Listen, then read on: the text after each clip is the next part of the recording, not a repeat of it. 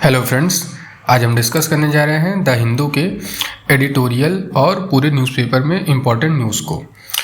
पहला हमारा important news है FCRA बिल ट्रिगर्स स्टॉर्म इन इलेक्शन बाउंड केरला। तो अभी हाल ही में FCRA बिल में कुछ अमेंडमेंट किए गए हैं, तो इस न्यूज़ से हम FCRA बिल को समझेंगे और FCRA को ही समझेंगे, FCRA एक्ट को ही समझेंगे, जो ज़्यादा इम्पोर्टेंट है एग्ज़ाम पॉइंट ऑफ व्यू से। तो FCRA का फुल फॉर्म है फॉरेन कंट्रीब्यूशन रेगुलेशन एक्ट। इसका पर्पस है रेगुलेट करना acceptance, use and monitoring of foreign contributions by NGOs, individuals and associations to protect national security, sovereignty and public interest. इसको ऐसे समझिए कि ये एक संस्था है जो कि NGOs के पास जो फॉरेन कंट्रीब्यूशन आते हैं या फिर किसी एक सिर्फ सिंगल सिटीजन के पास आए या किसी एसोसिएशन के पास आए, तो वो फंड उसके पास कहाँ से आ रहा है, कैसा आ रहा है, क्या है, उसका यूज़ किस प्रकार हो रहा है, इंडिया के, हमारे देश के सिक्योरिटी, सॉवरेनिटी या फिर पब्लिक इंटरेस्ट के खिलाफ हो रहा है या उसके लिए हो रहा है, इन सब चीज़ों के बारे में ये निगरानी करता है, रेगुलेट करता है। अगर हम इसका बैकड्रॉप देखें तो 1976 में इसको इनेक्ट किया गया था इमरजेंसी के दौरान, to curb foreign funding influence on politics. 1976 में जो है इसको किया गया था कि जैसे फॉरेन फंडिंग तो नहीं आ रही है देश में पॉलिटिक्स को इन्फ्लुएंस करने के लिए, तब इसको लाया गया था। फिर इसका एक इम्पॉर्टेंट बैकड्रॉप है 2010 में, replaced in 1976 Act with stricter registration, prior permission and utilization rules। Effective हुआ ये 2011 में, मतलब इसको और स्ट्रिक्ट किया गया इसके रजिस्ट्रेशन को लेकर के, मतलब NGOs के रजिस्ट्रेशन को लेकर के, परमिशन को लेकर के, इन तरह की चीज़ों को। फिर 2020 में इसमें अमेंडमेंट किए गए, इसमें बैंड किया गया sub granting cut admin expense cap to 20%, mandated SBI Delhi account, added Aadhaar and stricter scrutiny. मतलब इसमें सिक्योरिटी पॉइंट ऑफ व्यू से और ज़्यादा चीज़ें इसमें ऐड करते चले गए ये लोग। जैसे फॉर एग्जांपल ये है कि SBI का दिल्ली का अकाउंट होना चाहिए, आधार को ऐड किया गया और ज़्यादा स्क्रूटनी इसका और स्ट्रिक्ट किया गया। करंट पे बात करते हैं तो अभी 15,000 से लेके 16,000 NGOs ऐसे हैं जिनके पास FCRA का रजिस्ट्रेशन है, और ये जो NGOs हैं इनमें 22,000 करोड़ रुपए फॉरेन फंडिंग से एनुअली आते हैं। लगभग 20 से 22,000 रजिस्ट्रेशन कैंसिल हुए हैं 2012 से 2014 के बीच में। हज़ारों और ज़्यादा एक्सपायर होंगे या फिर रिन्यू अब नहीं हो सकते हैं। अब रिसेंट डेवलपमेंट हम देख लें FCRA अमेंडमेंट बिल 2026 के नाम से। 25 मार्च 2026 को इसको लोकसभा में जो है इंट्रोड्यूस किया गया। इसका एम है to manage asset funds when registration is cancelled, surrendered और सीजेस वाया डेजिग्नेटेड अथॉरिटी। जब NGOs का रजिस्ट्रेशन कैंसिल हुआ या सरेंडर हुआ या सीज कर दिया गया NGO, तो जो उसमें एसेट या जो उसका फंड है उसको कैसे मैनेज किया जाए, ये इसका एक एम है। अदर चेंजेस हैं इसमें, timelines for utilisation, suspension rule, rationalised penalty. मतलब टाइमलाइन दिया गया है कि सस्पेंशन रूल्स के बारे में कितना टाइमलाइन होना चाहिए, पेनाल्टीज़ के बारे में कितना टाइमलाइन होना चाहिए, वो सारे चेंजेस हैं। और जो मुद्दा है वो ये है इस समय कि faced strong opposition protest, opposition इस पर प्रोटेस्ट कर रहा है। उनका कंसर्न है over central board and impact on NGOs and churches. मतलब इससे जो NGOs और चर्चेज पे बोझ पड़ेगा या यूँ कह लें जो इम्पैक्ट पड़ेगा उसको लेकर के अपोजिशन देश का वो विरोध कर रहा है इसका। Discussion deferred put on hold as of early April 2026, मतलब 2026 में अर्ली अप्रैल में तक के लिए इसको भी होल्ड करके रखा गया। अभी ये इनेक्ट नहीं हुआ है। अब हम मूव ऑन करेंगे सेकंड न्यूज़ पे। इस सेकंड न्यूज़ कुछ एज सच न्यूज़ नहीं है, इसमें एक बहुत ही इंटरेस्टिंग वर्ड है जो मुझे काफ़ी पसंद है, जो मैंने सबसे पहले इंग्लिश के गुरु माने जाने वाले मिस्टर शशि थरूर से सुना था। ये वर्ड इंग्लिश में बहुत बड़ा है, इसमें ऑलमोस्ट 29 लेटर्स हैं। इसका प्रोनाउंसिएशन है फॉक्सी नॉक्सी नीली पिलीफिकेशन। इसका मतलब है ये एक नाउन है। इसको डिफाइन किया गया है एक्ट और habit of estimating something as worthless insignificant और ऑफ नो वैल्यू, ऐसा कोई चीज़ या कोई काम जिसका कोई सिग्निफिकेंस ना हो, जिसकी कोई वैल्यू ना हो, जिसका कोई अपना वजन ना हो, कुछ ना हो। तो जैसा ये वर्ड है वैसा ही इसका मतलब है, कुछ खास नहीं है। It was just as interesting fact, बस। अब अगले न्यूज़ पे हम मूव करेंगे। अगला हमारा द हिंदू का एडिटोरियल है जिसका टाइटल है a text book criticism the court and contempt. ये आर्टिकल एनसीईआरटी में जो अभी जुडिशरी के बारे में कुछ बातें लिखी गई थी, जुडिशरी में होने वाले करप्शन को लेकर के, फिर सुप्रीम कोर्ट ने उसको हटाने को बोला, तो उसी पे ये आर्टिकल है। तो इस आर्टिकल का जो एंड नोट है वो इसमें पढ़ने लायक मेन इम्पॉर्टेंट है। One parts with a concern, the judiciary is struggling to develop adequate instrument to tackle this menace within। मतलब जो जुडिशरी के अंदर करप्शन का menace है उसको टैकल करने के लिए जुडिशरी ही स्ट्रगल कर रही है इस आर्टिकल के अकॉर्डिंग। ये मेरा विचार नहीं है, इस आर्टिकल का है। Impeachment is lengthy, politics plays its part there, transfer is restored to but may just be a location change. मतलब कि जो इम्पीचमेंट है वो बहुत लेंदी है, पॉलिटिक्स भी अपना पार्ट प्ले करती है उसमें, ट्रांसफ़र वगैरह सही से नहीं होते। मतलब ओवरऑल इस आर्टिकल का जो जिस्ट है वो सिर्फ यही है कि जो एनसीईआरटी और में निकले कुछ चीज़ों को ले करके जो सुप्रीम कोर्ट से टसल हुआ, सोशल मीडिया बज़ क्रिएट हुआ, ये उसी के बारे में है। ऐसा इसका कोई बहुत इम्पोर्टेंस नहीं है। हमारी जो अगली न्यूज़ है ये बहुत इम्पॉर्टेंट है। क्यूडेंगा ये नाम है। क्यूडेंगा क्या है? क्यूडेंगा एक वो है, वैक्सीन है डेंगू के लिए, जो कि भारत में यूज़ की जा रही है पहली दफ़ा।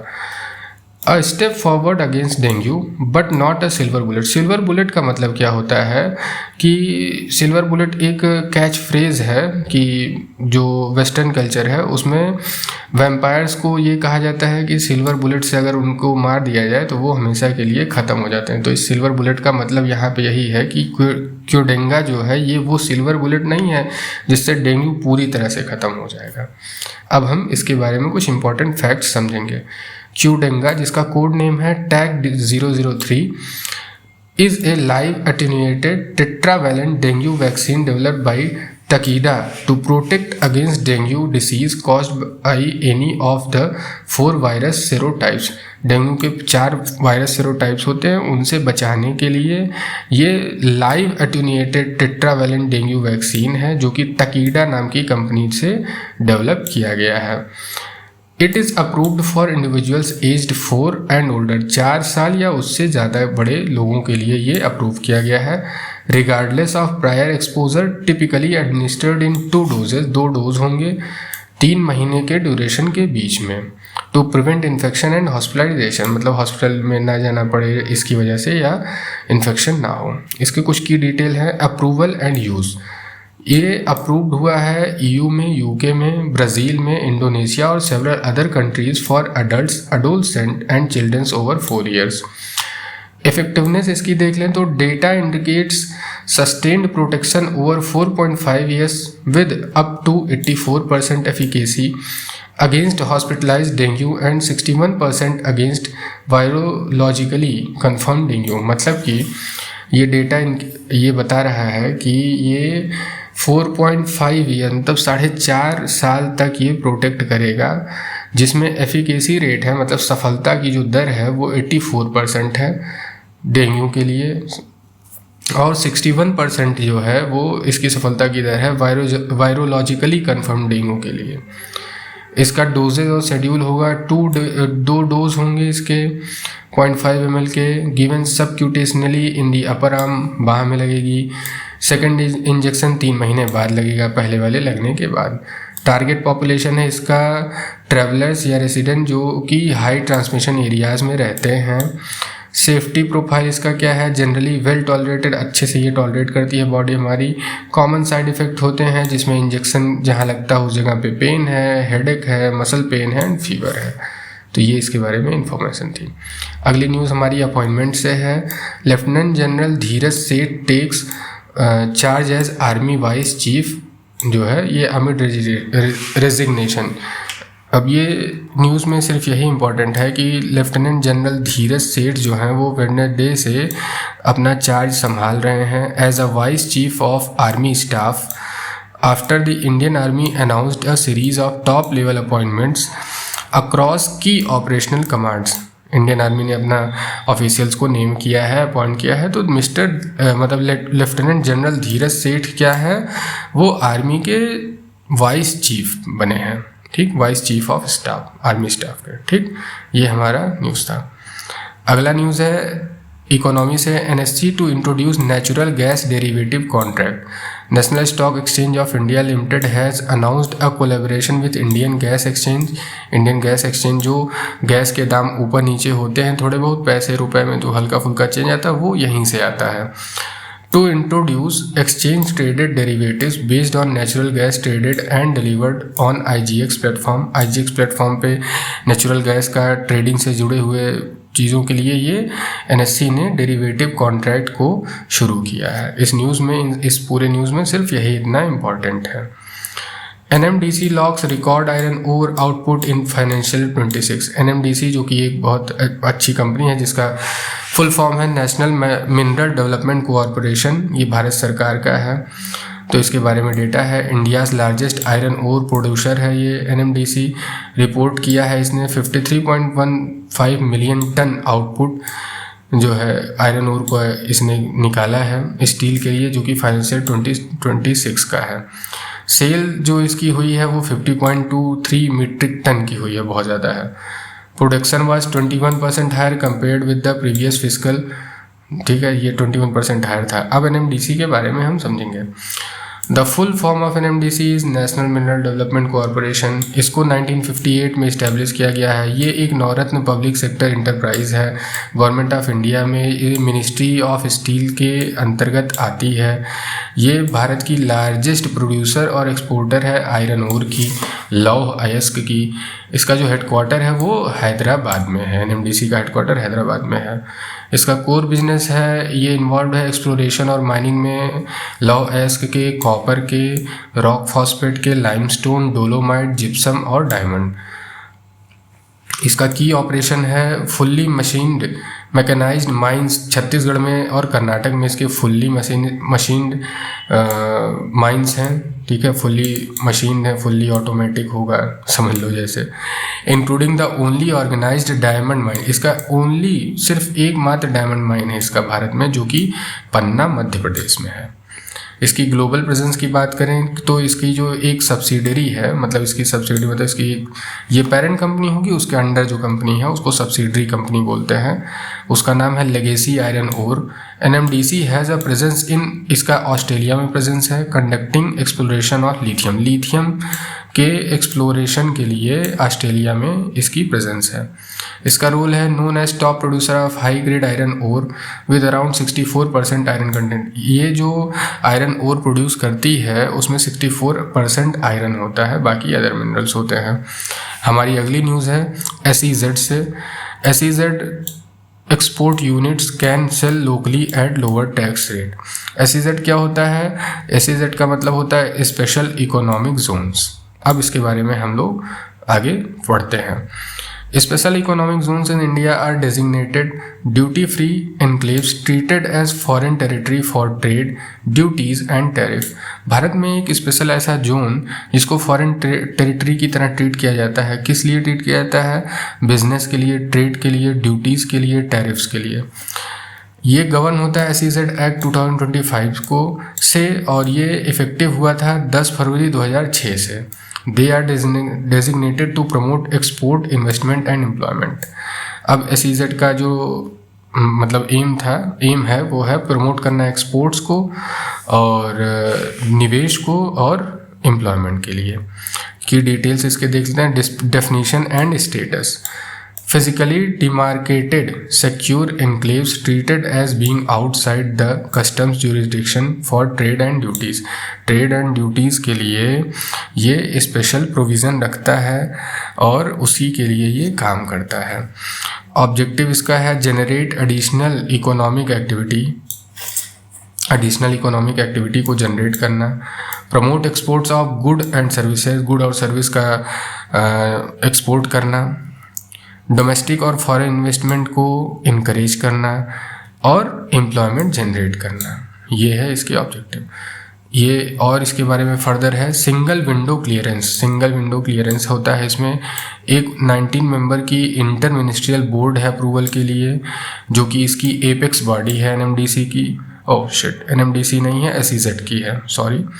Providing single window clearance for both central and state government matters. Central और स्टेट दोनों के लिए ये एपेक्स बॉडी की तरह काम करती है।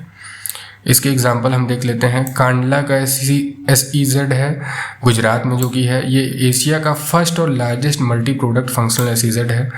सीब्स एसईजेड ये मुंबई महाराष्ट्र में है। इसका फोकस होता है इलेक्ट्रॉनिक जेम्स और ज्वेलरी एक्सपोर्ट पे। नोएडा स्पेशल इकोनॉमिक जोन है, ये उत्तर प्रदेश में है। मेजर हब है ये आईटी के लिए, इलेक्ट्रॉनिक और इंजीनियरिंग के लिए, जो कि दिल्ली के निकट है। अब उसके बाद है श्री सिटी एसईजेड, ये आंध्र प्रदेश में है। ये 7000 प्लस एकड़ का मल्टी प्रोडक्ट इंडस्ट्रियल पार्क है। फिर महिंद्रा वर्ल्ड सिटी है, ये भी चेन्नई में है जो कि तमिलनाडु में है। ये known for hosting automobile ancillaries and IT firm, मतलब ऑटोमोबाइल इंडस्ट्री के सेक्टर में ये एक महिंद्रा का वर्ल्ड सिटी है जो कि एसईजेड में आता है।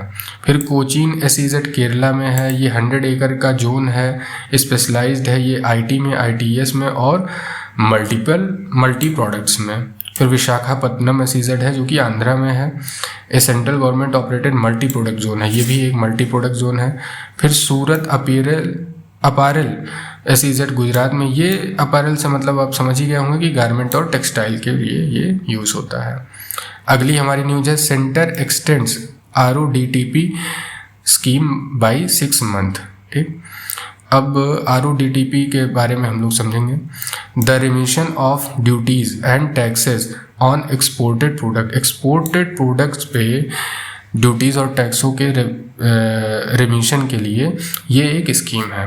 ठीक, ये एक क्रूशियल इनिशिएटिव है इंडियन एक्सपोर्टर्स के लिए, launch to enhance global competitiveness, वैश्विक प्रतिस्पर्धा को बढ़ाने के लिए या इन्हेंस करने के लिए या उसमें भारत के लोगों को सपोर्ट करने के लिए। Refunding taxes that are not covered under other scheme, किसी और स्कीम में कोई टैक्सेस नहीं कवर हैं तो उसका रिफंड हो जाता है। हियर ये अब नीचे जो है एग्जाम ओरिएंटेड आरओडीटीपी स्कीम के बारे में दिया गया ओवरव्यू है। ये 1 जनवरी 2021 से लॉन्च हुआ है। इसकी मिनिस्ट्री है commerce and industry ministry, MEIS ministry को रिप्लेस किया गया है इससे।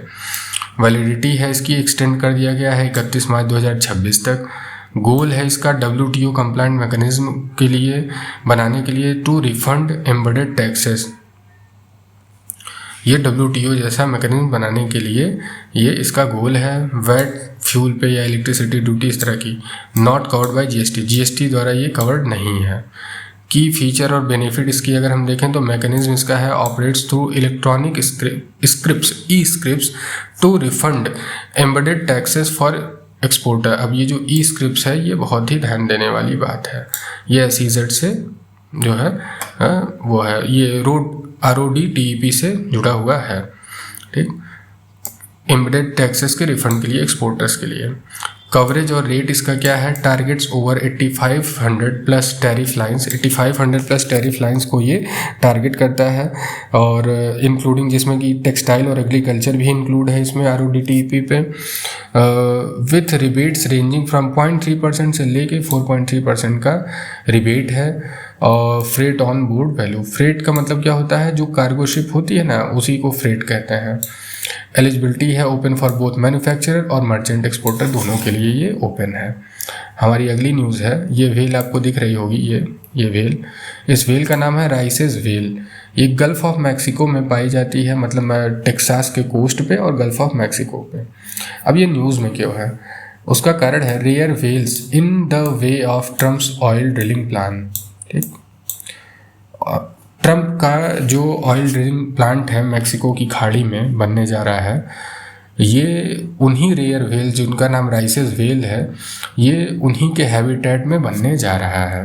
अब हम इसके बारे में कुछ और बातें समझेंगे। राइसेस व्हेल, बिलेनोपेट्रा राइसी इसका ये बॉटनिकल नेम है, जूलॉजिकल नेम है, बायोलॉजिकल नेम।